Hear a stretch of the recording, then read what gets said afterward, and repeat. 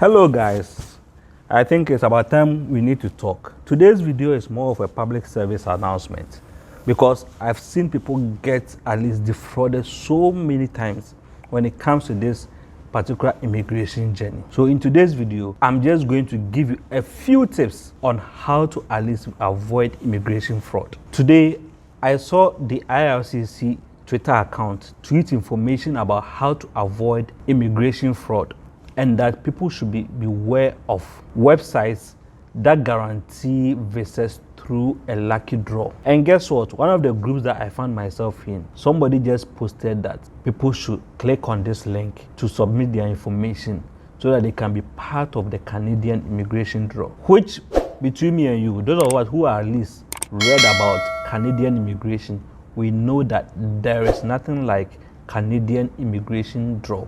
That is true, a lucky draw. The one that currently exists is a point-based system that if you don't qualify, you don't get in. So why are people advertising a Canadian lucky draw? So I felt it would be right to share with you a few things that you need to know, at least to help you avoid immigration fraud as you go through this process of trying to at least move to Canada. And I'll just run through these points and explain them as I go through them. The first one is there is no guarantee of visa in any visa category when it comes to Canadian immigration process. So beware of people who promise to get you visa. All they are trying to do is trying to defraud you. So the moment somebody uses the word guarantee visa, that should be a very big red flag for you. It's time you just cut conversation with that person, because there is nothing like guarantee visa when it comes to this immigration process. Secondly, no one can guarantee a job for you in Canada,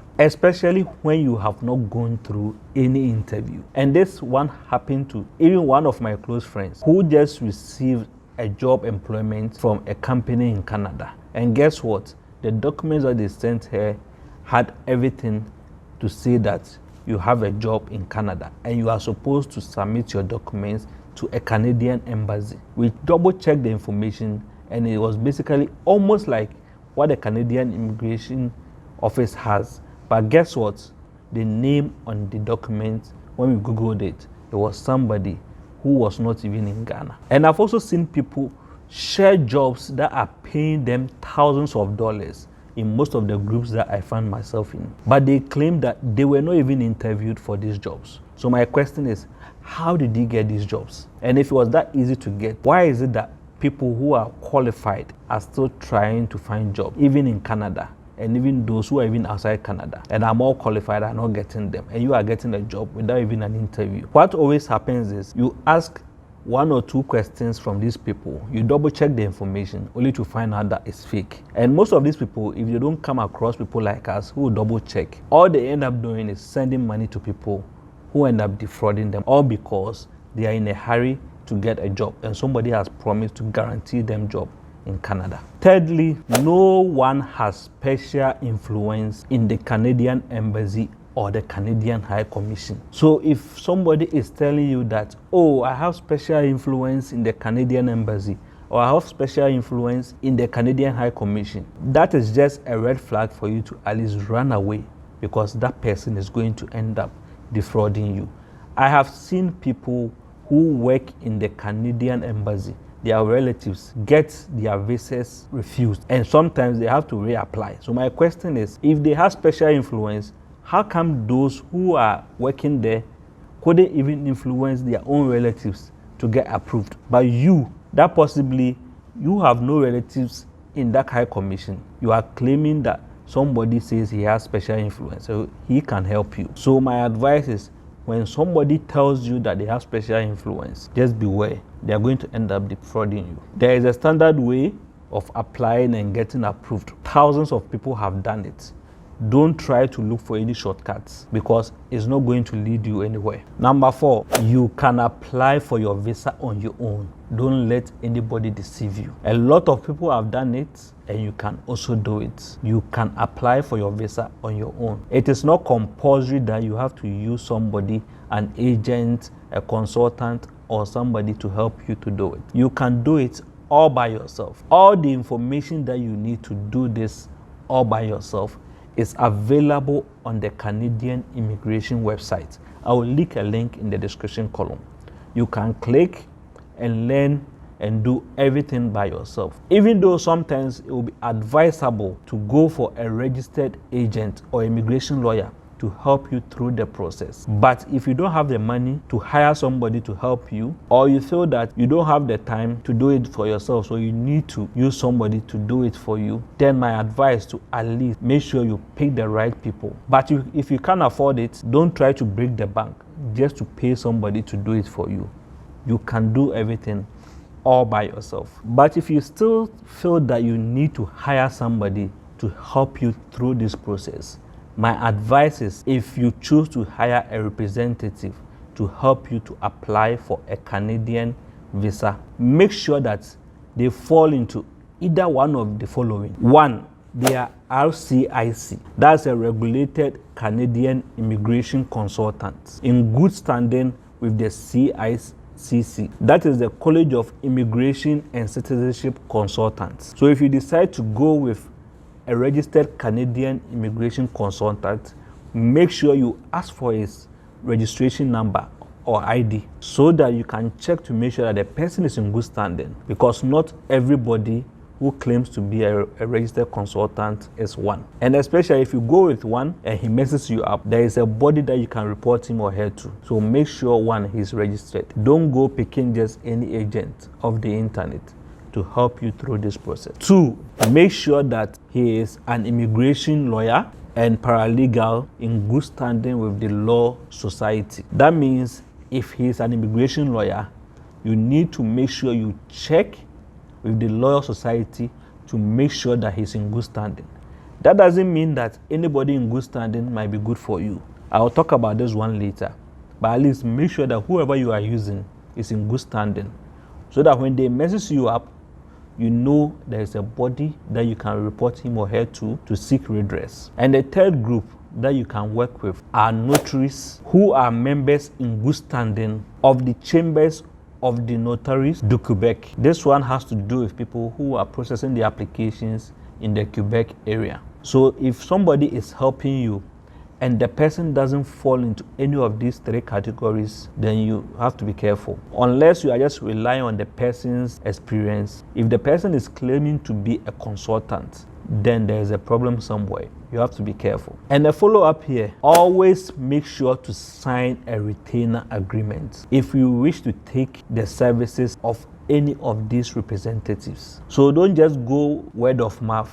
If you decide to go with any of these people and use their services, always make sure you sign a retainer agreement, because that will state out clearly the work that they are supposed to do for you, and you can hold them accountable. And my next point here is hiring a regulated Canadian immigration consultant or even a regulated Canadian immigration lawyer does not guarantee that you will be approved. Some of us have learned this the hard way. Trust me, I use the services of a very popular immigration lawyer, but because I was informed myself, I had to now chase down my application. At some point, I found out that my application was hanging in an office for 4 months, and my lawyer was telling me that it was being worked on, because he was not even aware that the submissions that he submitted were rejected because he made administrative errors. So hiring an immigration consultant or an immigration lawyer does not guarantee that you are going to get approved. Don't let anybody lie to you. All they can do is help you to state your case and make it stronger, but they have no guarantee that you are going to be approved. My advice here is always make sure you do your due diligence before you work with any immigration lawyer or consultant. That is why I advise that if you decide that you are going to go on this journey, at least find yourself in one group or the other, people who are in the same situation like you. And sometimes all you have to do is drop the name of the lawyer that you plan to work with. Trust me, somebody might have something to say about that lawyer or immigration consultant. That will just tip you off on what to be careful of when you are working with that person. In my case, when I dropped the name of the immigration lawyer that I was going to work with in my group, almost everybody warned me, but in my head, this guy was popular online and he would get me through. And guess what? It just messed me up and it almost cost me my journey. So my advice is always do your background check. Do your due diligence before you pay money to anyone or decide to work with. And one thing that I've grown to realize throughout this process is that different immigration lawyers have different specialties. So there are some immigration lawyers who are just good with submitting reapplications. Others are just good with submitting applications. Others are just good with just taking you through judicial review. Others are just good with just servicing a particular group of students, like African students, European students, or even Asian students. So be careful the lawyer that you choose to work with, because different lawyers have different specialties and he might not be able to at least serve you better in your case. My next point here is legally, there are no charges when it comes to LMIA. This cost is paid for by the employer, not the applicant. So if somebody is asking you to pay for it, that should be a big red flag. And LMIA just has to do with basically getting a job in Canada. So if somebody is asking you to pay for your own LMIA, that should be a red flag that that person is going to end up defrauding you one way or the other, because it is paid for by the employer and not the applicant. My next advice is never share your UCI or application number or even personal details with any website, YouTube, Instagram or Facebook page, or even other social media platform in anticipation of at least fast tracking your application process one way or the other. And I have seen a lot of people do this carelessly. You go online and you can have their UCI, their personal details, their application number, and they are sharing it with people online just to help them process the application faster. What they don't know is with just these details, somebody can have access to your application. And guess what? In your application, they will have all your personal information to easily tell your identity. Before you realize, somebody else might be using your identity for something else. People share their information carelessly on social media without even bothering to redact any of these details. And these same people will come back later to be complaining that somebody else is messing with my application, forgetting that the details that they shared online has been picked up by scammers, and that details is being used in other forums to compromise their identity. So my advice is never share your UCI, your personal details, or even application number with anybody online. If you choose to share your information with somebody to help you with your application one way or the other, make sure you redact this information, because they wouldn't need it for anything else. What they might need is maybe information that you want them to read through, your statement of purpose, your other documents, and that is it. They wouldn't need any of this information for anything. Your UCI is linked to all your Canadian applications, and your application number, basically somebody can use it to access your application. So just be careful when you are sharing this information online.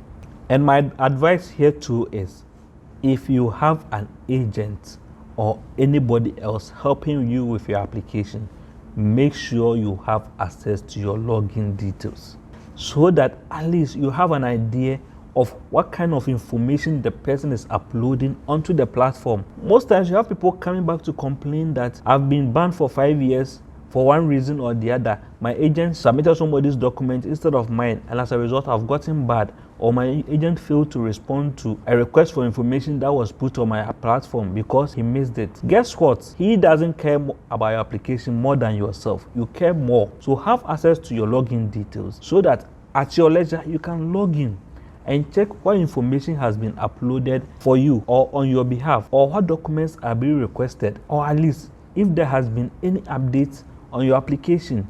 There's been situations where people come and tell you that, oh, my agent said my application is being processed. They find out months later that actually the application was refused, and the agent decided that he is going to resubmit a new application without the applicant's even knowledge, because in his mind he gets paid when you get approved. So him coming to tell you that you've been refused is not going to help in any way. And because during your first application you submitted biometrics, your presence might not be needed, possibly for the second application. But at least if you have access to all this information, you can decide which action to take instead of just going ahead to apply or reapply blindly. So it doesn't matter who is processing your application for you. My advice is to make sure that you have access to your login details. He can log in and you can also log in. Guess what? They won't block the two of you. It's just access to information. My next point here is only the processing times provided on the IRCC website or your application portal are true. So if somebody is telling you that they can fast track your application process and you check the IRCC application portal and it's telling you that it takes 12 weeks to process applications, then trust me, that person is up to no good. He will end up scamming you one way or the other. The days it takes or the weeks it takes for IRCC to process your application, guess what? It changes every now and then. All you have to do is just go there and monitor it. Sometimes it's 12 weeks, other times it might be 10 weeks. But whilst it's 12 weeks, guess what? Some people are getting approved in less than a week. Just last week, there's one applicant who just posted his approval, and guess how many days it took him to get approved? 2 days. Meanwhile, on the portal, it was saying that it's going to take 12 weeks for your application to be approved. Did he know that he was going to be approved in 2 days? No. Did somebody else influence the application? Nope. But possibly it was just his luck. But if somebody is promising to fast track your application process, that person is up to no good, so just be careful. And there are a few other things that at least you have to note whilst you are embarking on this process. No one has extra information on processing of your application. So if somebody is telling you that they have extra information, you just have to be careful. No one can offer you faster processing of your application. So if somebody is promising you that, you just have to be careful, because that person is up to no good. It's only IRCC that process your application, and they will tell you how long it's going to take for them to process your application. If you go onto the portal, they tell you how long it takes to process the average application. That means if it's telling you average, so there are some people whose own will take longer, others it will take shorter. But guess what? On the portal, you can see what stage that at least they are processing your application. And my last but not least advice here has to do with working with immigration consultants. Do not use the services of any immigration consultant who promises you that he can 100% guarantee you your visa or faster processing, because that person knows better. So the moment you are talking to an immigration consultant, you do your background check and you realize that yes, that person is in good standing, but that person tells you that I can guarantee you your visa or I can guarantee you faster processing, then you know that person is up to no good. Just have to be careful, because he knows better, and he knows he's not supposed to tell you that he can guarantee you your visa or guarantee you a faster processing.